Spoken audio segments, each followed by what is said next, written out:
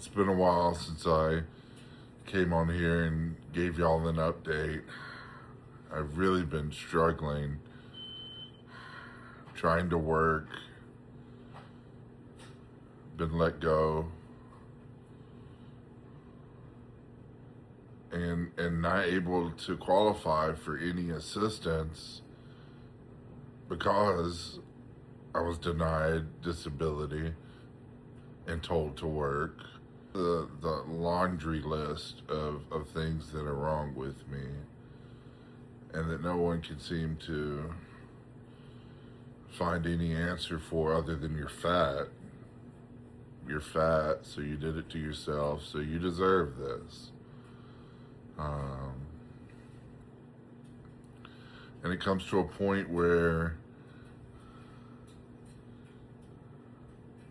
you wonder how it's even possible to keep on doing home hemodialysis. And it's really frustrating because the machines are erroring a lot. And now I've just had a catheter replacement 2 weeks ago, which I think was my 6th one.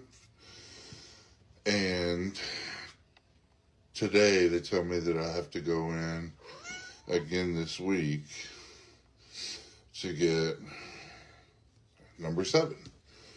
2 weeks ago, I had surgery to replace a bad catheter.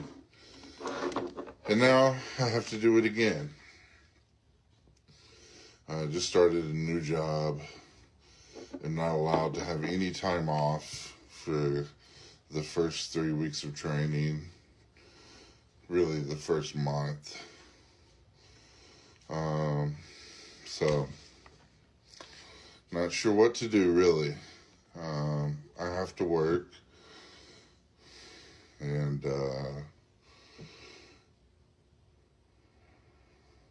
yeah.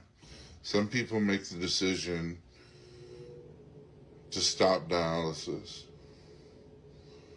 and go on hospice. And I was on hospice before. I said that I wasn't going to do dialysis.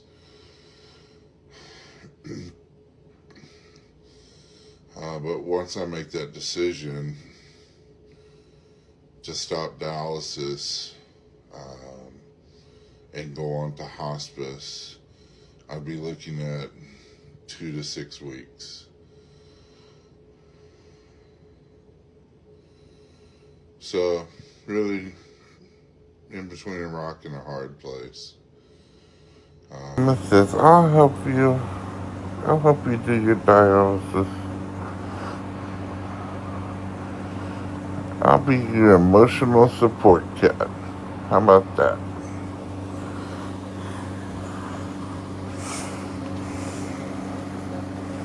I need my nails done.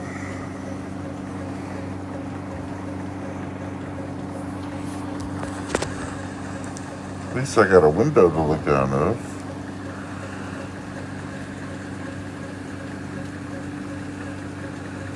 And here's the dialysis machine.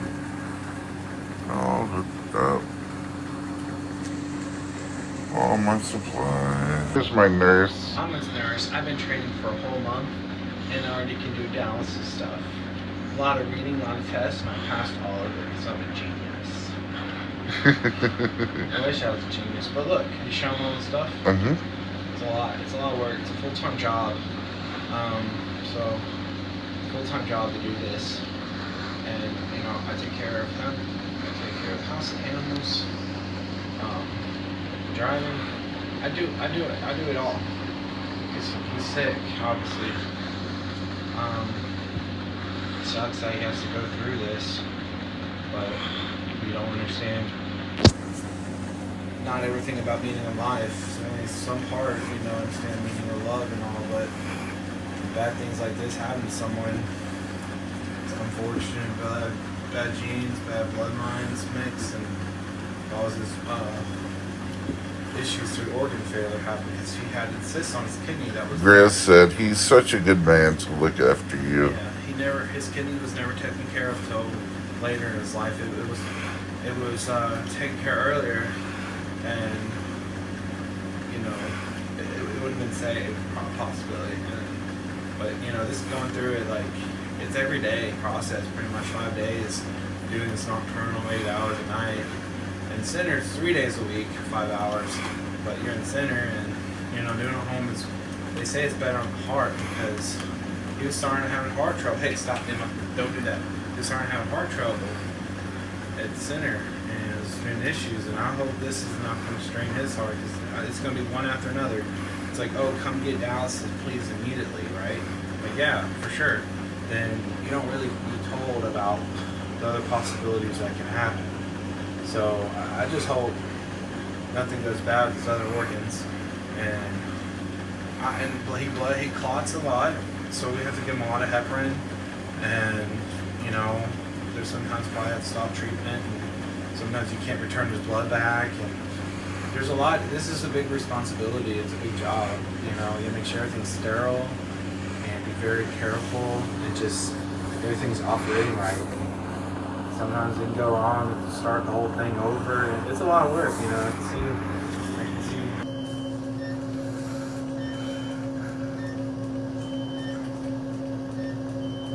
I'm hanging in there. This is my last day of training for home dialysis. Tomorrow we start doing it at home. So that should be a lot better.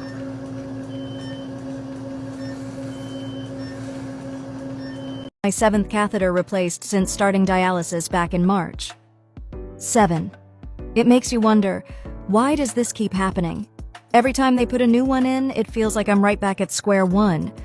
People talk about dialysis like it's routine, but the reality is way harder. I don't know if it's the system, the equipment, or just bad luck, but something doesn't add up. And honestly, I'm tired of it. Not long ago, it was a life-saving medical milestone. Now, Erin Moriarty with a CBS News investigation into dialysis, a revolutionary treatment that's become a big business, a very big business. A suspect is in custody on an attempted murder charge. A tranquil suburb of Terre Haute, Indiana, was shaken by reports this past January. A male was shot in the hand. That one doctor who treats kidney patients But he shot me with a handgun. had been shot and wounded by another outside his home. Almost as jarring as the crime was the apparent motive of the alleged assailant, Dr. Andre Abua. Abua allegedly told a nurse that there was a multi-million-dollar scam involving several doctors and said that This was not just a conflict between two doctors. Our reporting has found evidence that the shooter may have been inspired by the murder of the United Healthcare CEO last December. In letters sent to CBS News from jail, Dr. Abua writes that he's trying to expose the harm he sees to patients in an area of medicine that gets little attention, the big business of dialysis. LQ, is it fair to say you're living literally day to day? Yes, literally. Literally. This is how 35-year-old Laquea Goldring, she goes by LQ, spends up to 4.5 hours of most days Is that? hooked up to a dialysis machine Sure. Yeah, that's good. that does what her kidneys no longer can. It takes the blood from her body, removes waste and excess fluids, and cycles it back in. Without this treatment in her home near Louisville, Kentucky, she would die. Every day I wake up, I am thanking God that my feet even hit the ground and that my eyes open and I can still breathe on my own. These are me as a toddler before I was sick. Goldring was just 3 when cancer destroyed one kidney and badly damaged the other. This was the day that I got my transplant. A kidney transplant she received as a teenager gave her back her life, but after it failed in 2014, she had to go back on dialysis. She's been waiting more than 10 years for another kidney. Every day, it's war, and it's a harder fight every day. And the more years I'm on it, the harder it is. The life expectancy for patients on dialysis is only 5 years. Patients are often older with other serious health issues. Goldring has been able to survive in part because she gets her dialysis treatment at home, when she needs it and for as long as she needs it.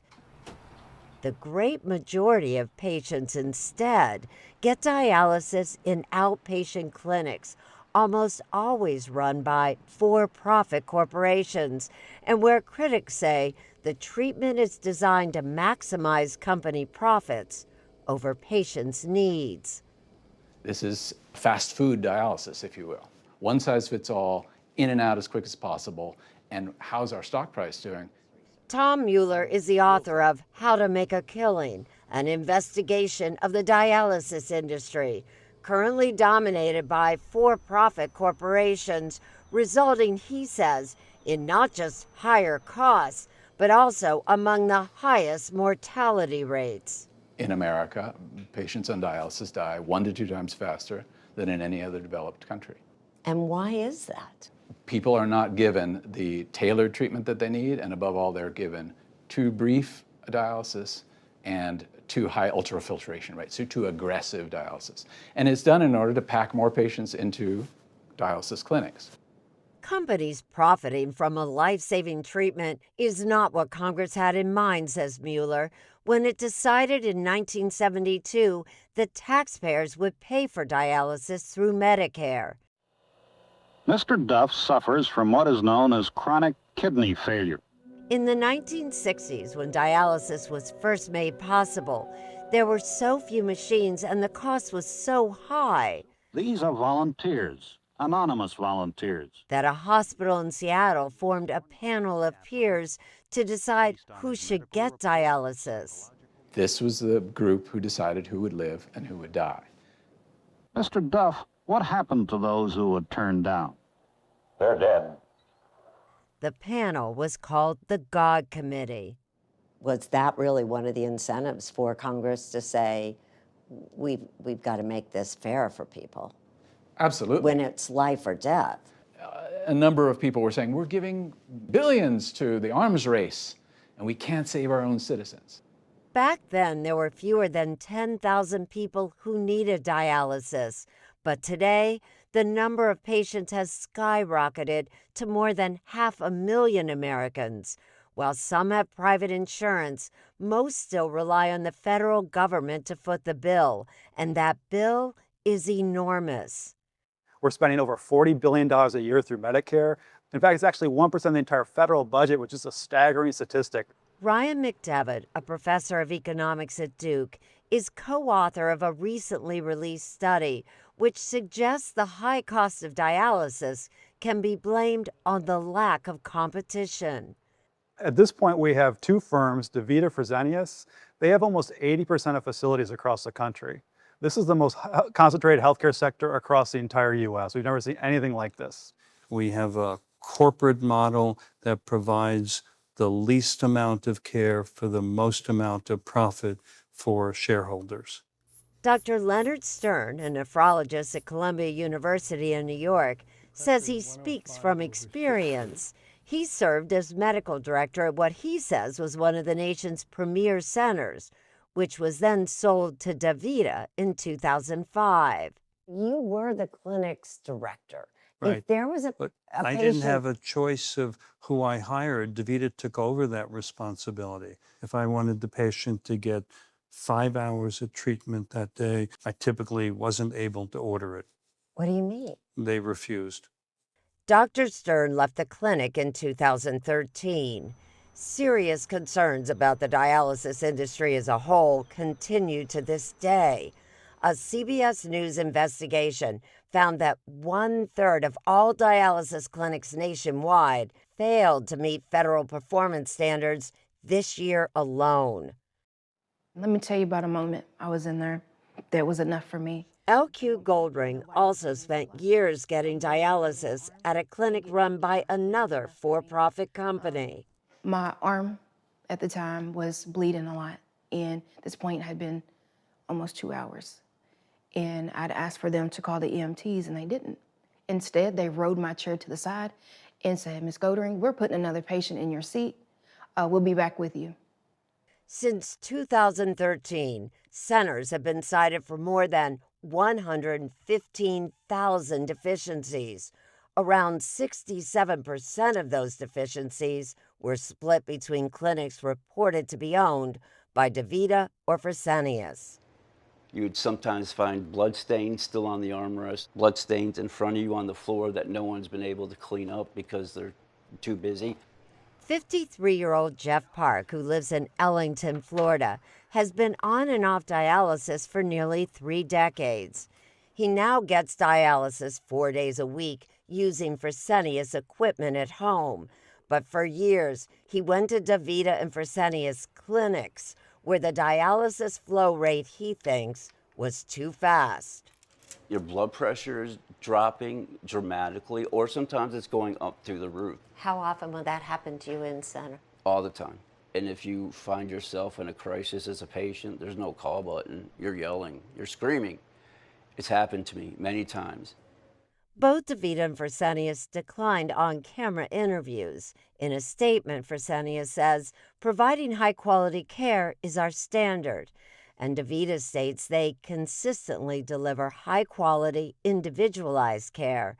And to mischaracterize anomalies as systemic care failures is reckless, fear-mongering, and puts patient well-being at risk.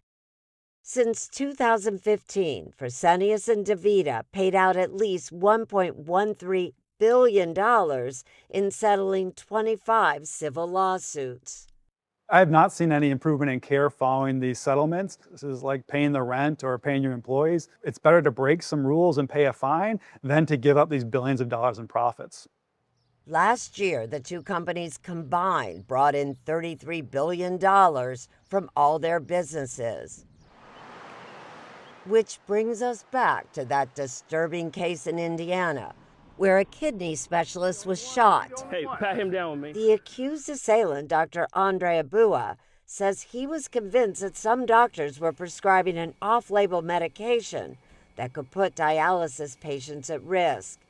In his letters, Abua also hinted that he had been inspired by Luigi Mangione, the alleged assassin of the United Healthcare CEO.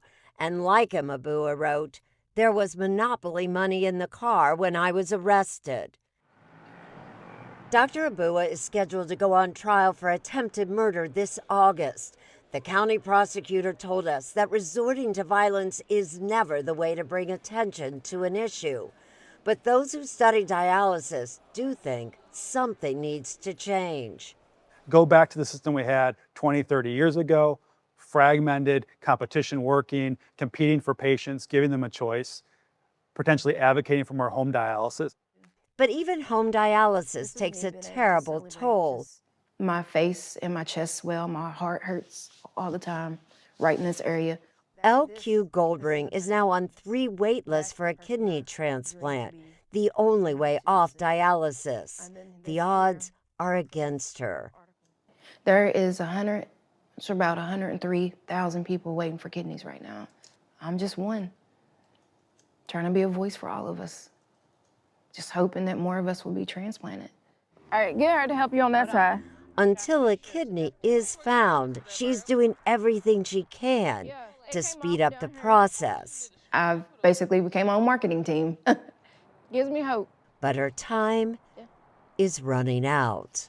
Every day I feel like I am standing with one foot in the grave and one foot on this side, waiting by the phone, hoping that it rings.